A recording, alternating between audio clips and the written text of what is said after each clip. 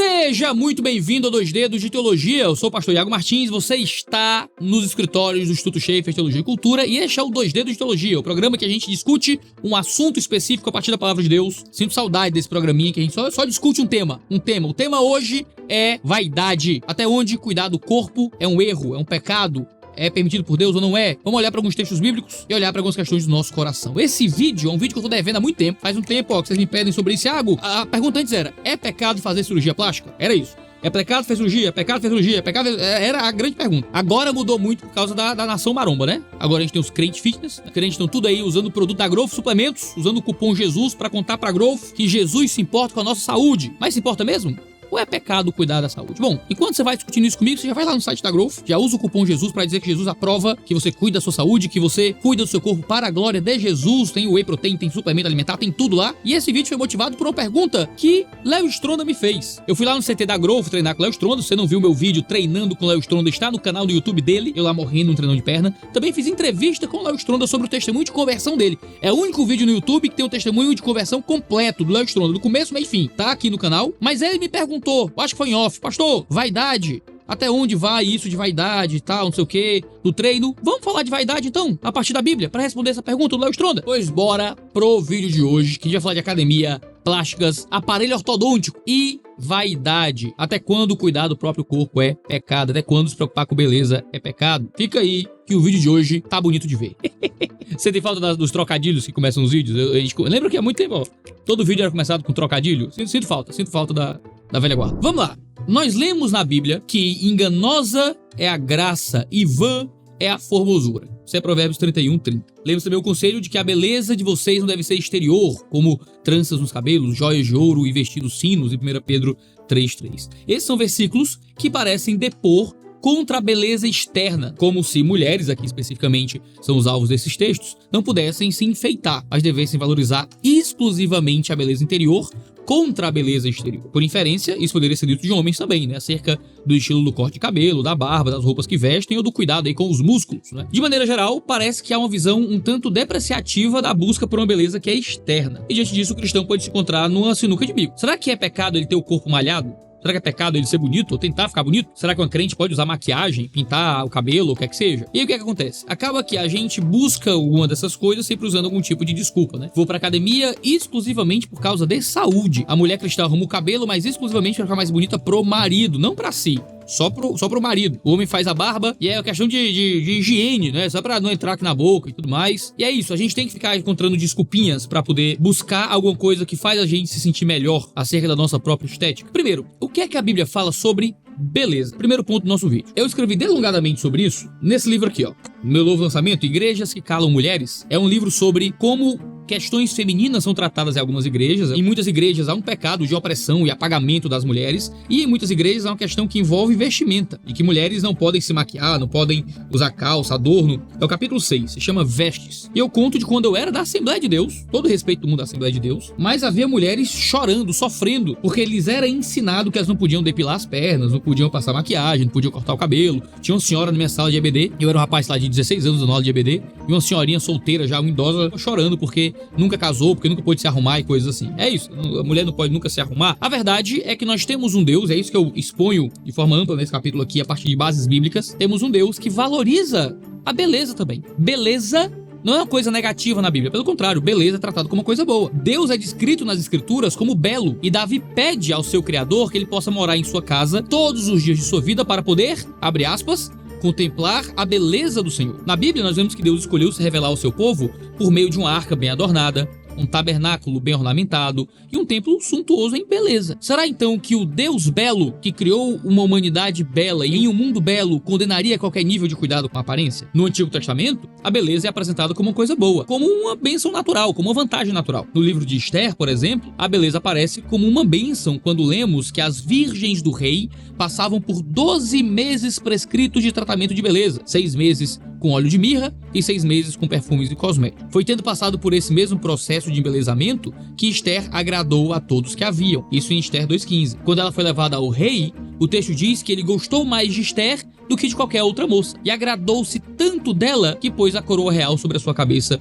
e a declarou rainha em lugar de Vashti. É apenas por ter encantado o rei com a sua beleza que Esther pôde mais à frente interceder pela salvação dos judeus. E só, no Antigo Testamento há uma história na qual a beleza, oriunda também de diligente esforço de cuidado estético, foi usada para o bem do povo de Deus. O embelezamento de Esther não foi tratado pelo autor do livro como um pecado ou uma falha no comportamento de Esther. É a comentarista Linda M. Day que comenta que várias outras personagens bíblicas também são descritas como sendo fisicamente atraentes, como Sara, como Rebeca, como Betseba, como Tamar e até mesmo alguns homens, como Davi e Absalão. Além disso, na literatura bíblica, beleza não é tratado meramente como uma questão física, mas também sinaliza a importância daquele indivíduo. Agora, é claro, a escritura também registra casos de mulheres que se embelezavam a fim de praticar pecados. Quando Jezabel quis seduzir Jeú, por exemplo, o texto diz que ela pintou os olhos, arrumou os cabelos e sentou-se em frente a uma janela, em 2 Reis 9:30. Em outro momento, criando uma metáfora sobre a prostituição espiritual de Israel, o profeta diz que quando os outros deuses chegaram, Israel tomou banho, pintou os olhos, colocou joias finas para recebê-los. Já de forma bem mais literal, no livro de Provérbios, é dito que a mulher adúltera usa roupas provocantes. O enfeite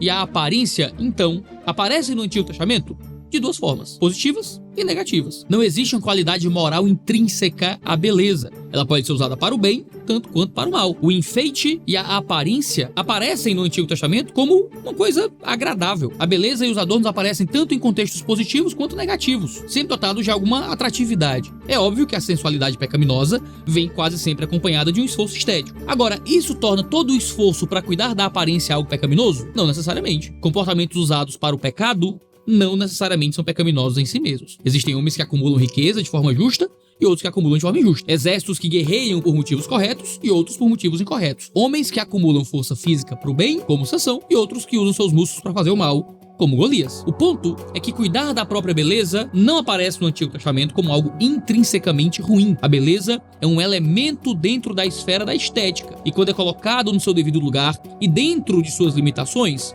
ela exerce o seu papel bom no mundo. Agora, quando ultrapassa seus limites e é usada como um padrão para definir ou se sobrepor sobre outras esferas da vida, ela deixa de ser um elemento particular da existência para ser considerada como um tipo de absoluto que rege as demais áreas da vida. Eu gosto do que Hans Huckmacher diz um pouco sobre isso no seu livro sobre estética. Ele tem um livro chamado Filosofia e Estética, onde ele diz que toda ação, pensamento e luta são determinados, em última análise, por nossa religião, por nossa atitude religiosa diante de Deus. As pessoas são seres religiosos, cuja humanidade toda é determinada e dirigida por sua escolha religiosa. Esta escolha é feita com toda a personalidade, no coração da existência, como ensinam as Escrituras. Esta escolha pode ser a favor ou contra Deus, em submissão obediente ou em apostasia rebelde perante o Criador e Senhor.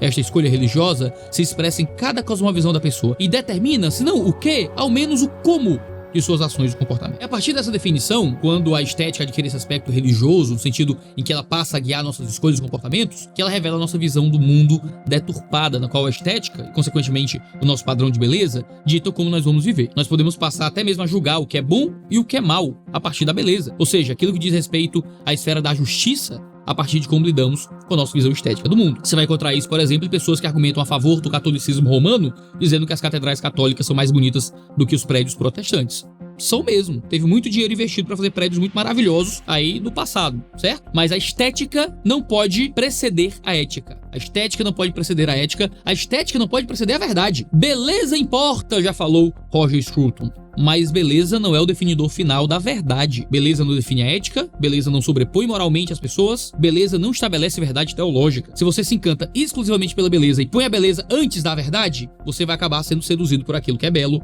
mesmo quando por trás da beleza só existe falsidade. Pode ser uma falsa religião, porque ela te apresenta algum tipo de beleza, pode ser um falso relacionamento, então você tem uma mulher maravilhosa e bonita, mas que não teme ao Senhor, e por isso vai levar à desgraça, seja qualquer outra coisa na vida que te atraia pela estética e não pela ética, não pela moral, não pela verdade. Talvez aqui a gente já tenha um primeiro passo para poder definir aonde a beleza é colocada no lugar errado. É quando a beleza define o que é certo, o que é bom e o que é justo, e as decisões passam a ser tomadas muito mais pela estética do que pela ética. Eu quero esse menino porque ele é mais bonito e não porque ele é mais crente. Eu quero essa moça porque ela é mais peituda e não porque eu acho que ela vai ser a melhor mãe para os meus filhos. Eu vou ficar nessa igreja porque o culto é muito lindo e não porque Cristo é melhor apresentado. É o Huckmacher, mais uma vez, que diz que na antecipação do senso de justiça, todos os elementos dentro do sentido de beleza precisam ser pesados, uns em comparações com os outros. A esfera da estética não pode ser analisada a partir do resto da esfera da vida como fim em si mesmo.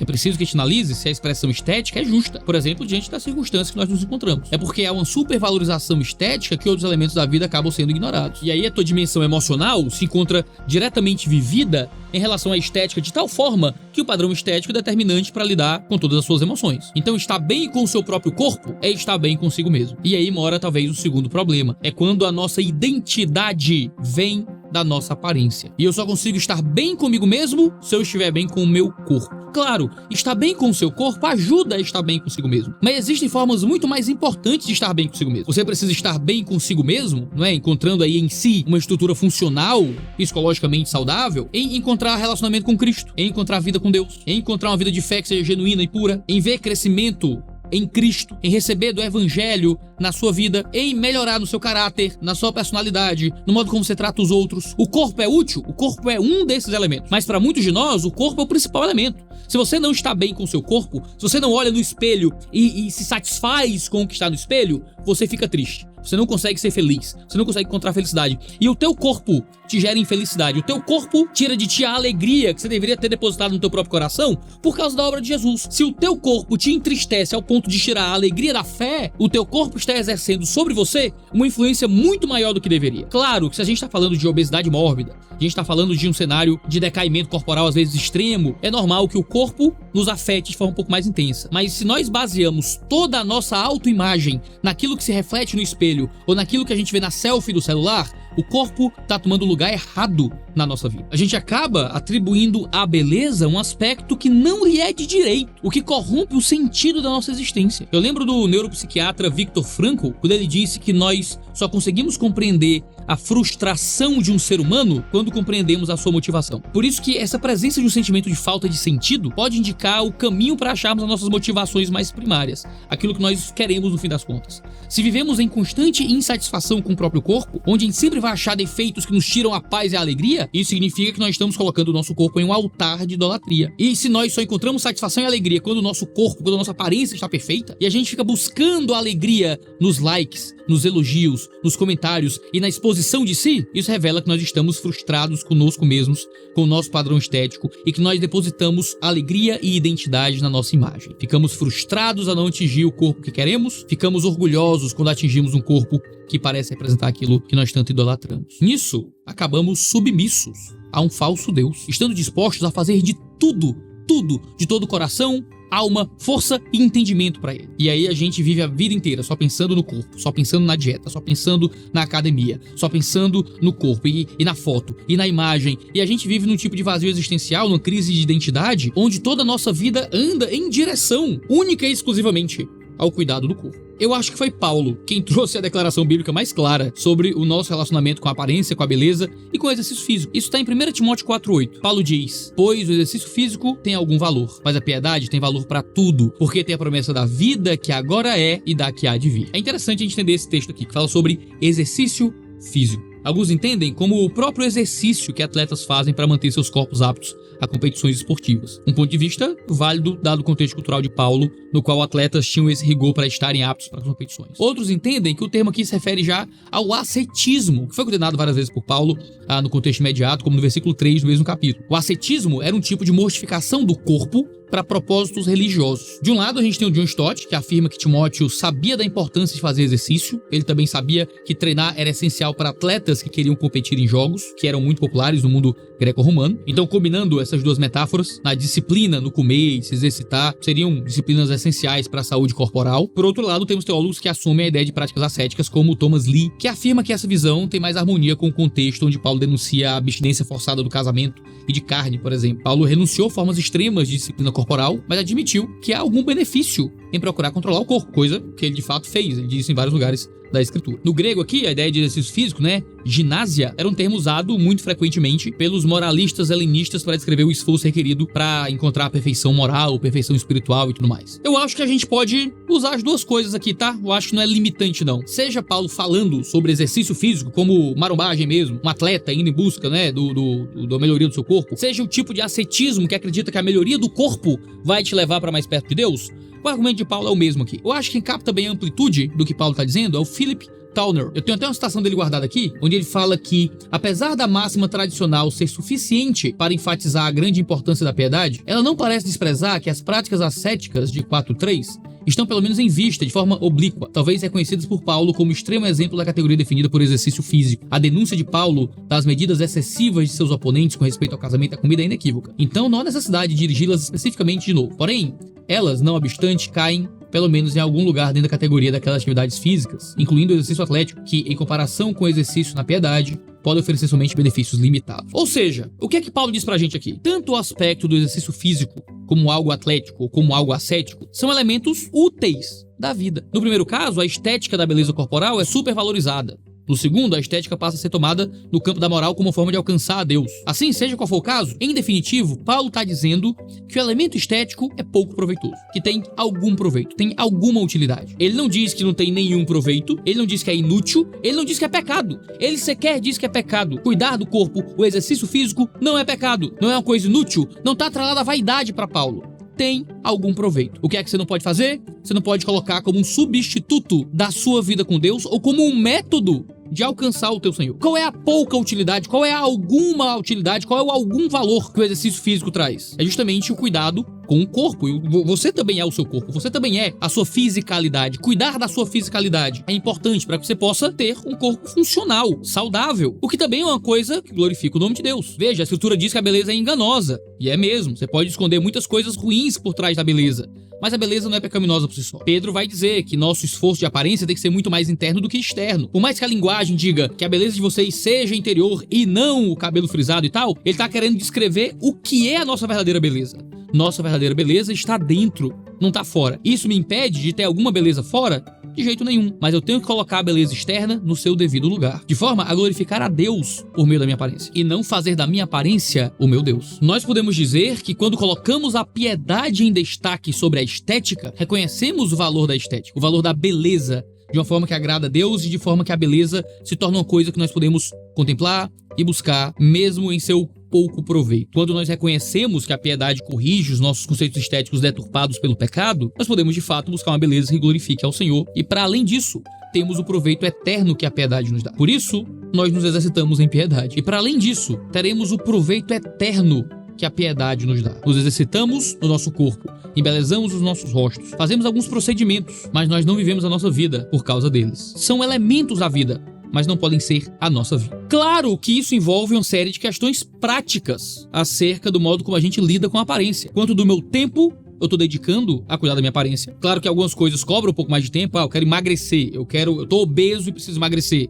Isso vai cobrar um pouco mais de dedicação. Eu tinha hábitos alimentares terríveis, agora eu tenho que planejar, organizar a minha comida. Claro que isso vai acontecer. Comer mal é fácil e rápido. Eu vou no fast food, compro a comida rápida e como. Eu vou no iFood, peço uma porcaria e como. É rápido. E aí você pensa, poxa, agora eu tenho que pensar mais em comida, porque eu tô emagrecendo. Será que é idolatria? Às vezes você só tá tendo que fazer a tua própria comida.